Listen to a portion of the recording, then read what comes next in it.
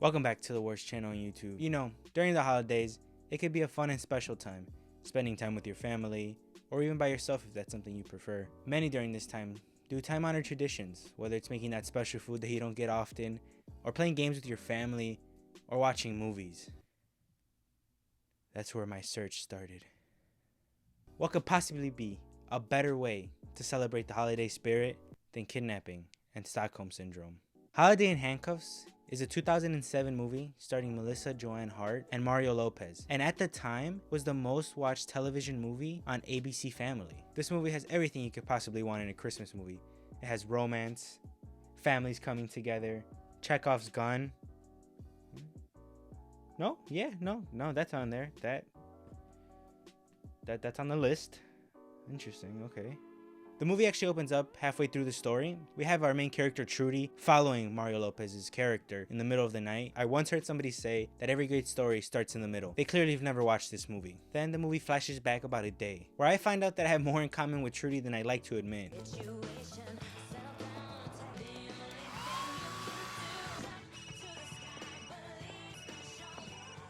You know, besides living in a huge apartment in a big city, living on your own, not knowing that your boyfriend's cheating on you, I know. Otherwise, I'm very related to this character because she's never on time and she's incredibly messy. For some reason, she has the rope candy in her hair.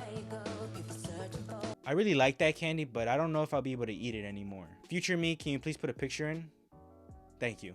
With Trudy's life falling apart, it only gets worse. She has to go to her family Christmas party, but she's gonna be bringing her new boyfriend to introduce him to the family. So I just wanted to make sure that Nick is still coming with you. But while she's working, she finds out that her boyfriend is a big fan of the Hulk, because he just smashed and dashed. If you walk out that door now, we are so over. Yeah. Her boyfriend's a real check-off, if you know what I mean. So like any rational person, when faced with an unfortunate situation, she decides to kidnap a complete stranger because he's wearing a suit. We're leaving now. Nick's bringing dinner clothes, right? Yeah. He's wearing a blue blazer, dress shirt, pink tie. I wish I was kidding, but the reason she picks him is because her boyfriend was wearing a suit, and he's wearing a suit. So close enough, right? You're not going to the bathroom. Oh, this isn't the restroom? You're coming with me. So she holds him hostage, and you might be thinking, well, Mario Lopez is twice her size. Obviously, he's gonna try to fight her. No, he doesn't do anything. Well, obviously, he would stay with all the witnesses, right? No, he leaves. He walks out. Move it. Hey, watch it. It's clear that he's never watched a dust video because this is a very simple technique that he had to do. He just had to hit him with one of those, and he would have been free.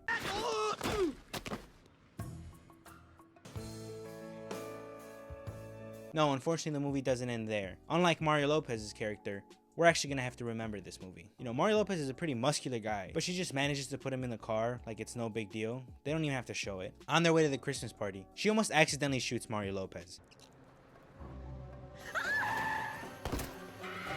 I guess I can check off Chekhov's gun now. I'm on fire today. I got 2 puns out of that name, and you know that was impressive. Once he arrived at the cabin, you might be wondering, well, what is she gonna say? How is she gonna explain the fact that this man is probably gonna say that he's been kidnapped? I mean, it's not like she can just say it's a prank, right? Wait, what? Well, sometimes when Nick feels awkward in a social situation, he does this whole, I didn't want to be here, I've been kidnapped thing. She just says it's just a prank, bro, and it works out. Everybody believes it. That's all the convincing it takes. Within a minute, she convinces her parents, her siblings, even her grandma that it's a prank, that this is something that he does. What the fuck? This is the first time they're meeting their daughter's new boyfriend. It is serious enough to bring him to family functions. And you're telling me they're okay with not only believing that this is a prank, but that the prank is an appropriate thing to do? I would be weirded out if somebody just came to my house and was like, I'm being kidnapped, but it was just a prank. That doesn't make it better.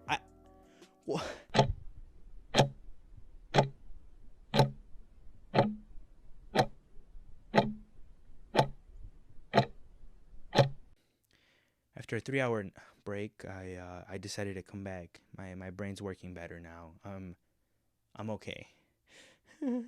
So you might be thinking, how is Mario Lopez gonna, be kept there? Obviously, he has to be kept there for the movie. They explain it away by saying there's a tradition where one person has all the phones, all the keys, all the technology. You know, if a fire starts in their emergency, it might be good not to hide all the phones away. But that's just me, right? I could just be thinking, the safety of my family is important. Just keeping the tradition alive is more important than, having one phone available. So night arrives and everybody goes to sleep. Or so we think.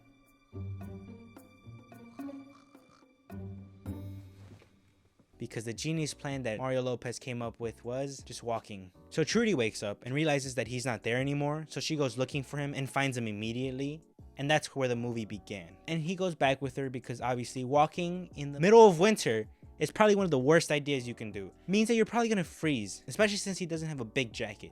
So he goes back. He continues to say, hey, I'm being kidnapped, and nobody believes him. They just laugh it off because, again, they're not part of this. They don't know he's been kidnapped. I have to repeat this. Remember, this man's being held hostage for no reason other than Trudy didn't want to be embarrassed. Our main character, everybody, until he's finally able to get a phone. I need to make a call. Could I borrow it for a minute?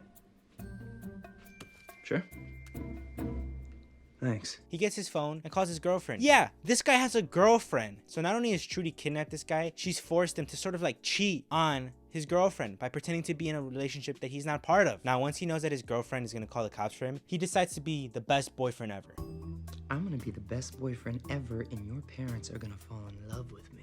Because it's gonna be more satisfying for me when your family learns the truth about you. Which sounds like a great plan, I guess. You know, go for it. So he does all these nice things for them. He teaches the dad how to fix his golf swing. He's nice to the mom, tells her like these nice stories. He's charming to the grandma, the brother, he talks to them. So they all start to like Mario Lopez. Even to the point where Trudy gets jealous at the fact that Mario Lopez is liked by her family. My family likes you more than they like me. She's jealous of somebody she kidnapped and forced him to be there. The movie doesn't portray Trudy to be like a bad person. They try to make her seem like somebody that was just desperate and a good person, even though she's kidnapping somebody. Now they do different things, right? They do Christmas traditions. They play hockey outside without skates, which just sounds dangerous. But again, I don't know how to skate and I don't know how to walk either. So both of those things sound dangerous to me either way. But we see like this sort of like chemistry that they're trying to build. It seems nice, and it's a very nice moments as you see this family sort of come together and this sort of like relationship starts to form between them. But all I can think about is the fact that Mario Lopez has been kidnapped. And this is where the Stockholm Syndrome kicks in. For the rest of the movie, Mario Lopez is very nice to her. From here on out, he's nice to her even when he doesn't have to be. Tiki lights, Chinese teapot. Stop disappointing my parents. That Christmas Eve, I skated my little routine with my parents watching.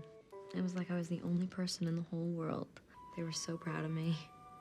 Somewhere along the way, things changed, and I wish they still felt that way about me, you know? This isn't anything bad.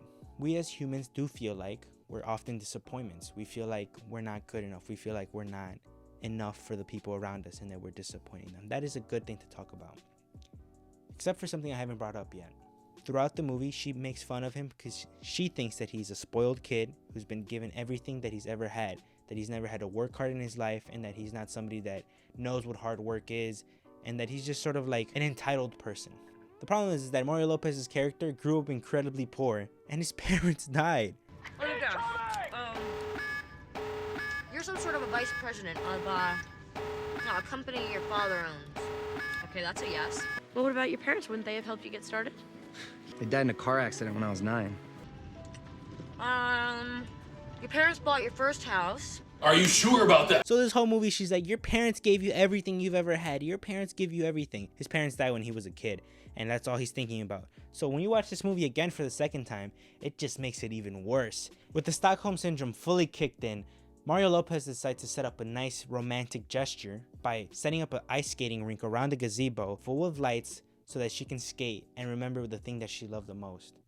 You know, we see some very amazing things. We see some amazing figure skating and some amazing mental gymnastics to justify why this is a romantic moment. Mario Lopez's girlfriend is looking for him with the police. Yoo-hoo! Hey! Somebody better pay attention to me. They go where Trudy worked and where Mario Lopez was kidnapped. Then they go to her friend's house to find out where she's at. And then right at Christmas dinner, when everything's exploding, all the characters are saying all the things they've had troubles with. One character dropped out of school, how one character hates her husband, how the grandma's crazy, the cops bust in and point their guns at everybody. Everybody freeze! Everybody just relax. Wait. So that's one way to ruin Christmas dinner, but definitely not the worst I've been to. They're all taken into custody. However, Mario Lopez doesn't press charges. You might be wondering, oh, so the movie's over, right? Like, it's done.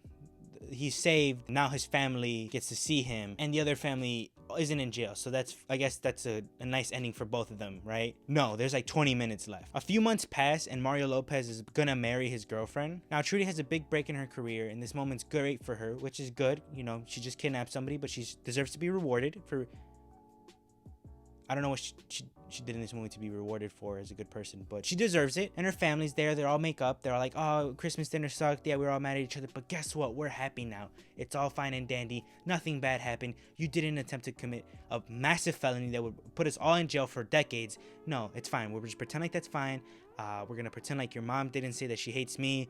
We're going to pretend like your sister didn't drop out of school. We're just not going to... We're going to pretend like none of that happened and like none of that's bad. And we're going to be fine. Which is fine. Hopefully the movie ends there, right? No? No, because Mario Lopez calls off the wedding and tells Trudy that he loves her. I'm sorry, I'm looking for something that makes sense. This man has Stockholm syndrome. We're just gonna pretend like that isn't happening. That's what we're... Oh, okay, I'm being told that's what we're doing. I've just been told. So they fall in love and the movie ends. Yay!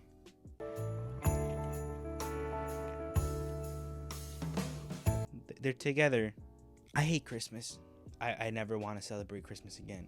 If you made it all the way to the end, thank you so much. I really do appreciate it. If you like the video and you're new to the channel, make sure to subscribe. I will be posting a lot more content and it only gets better from here. And if you didn't like the video, that's fine too. Just let me know how I can make these videos better. In my next video, I'm going to be taste testing Christmas trees.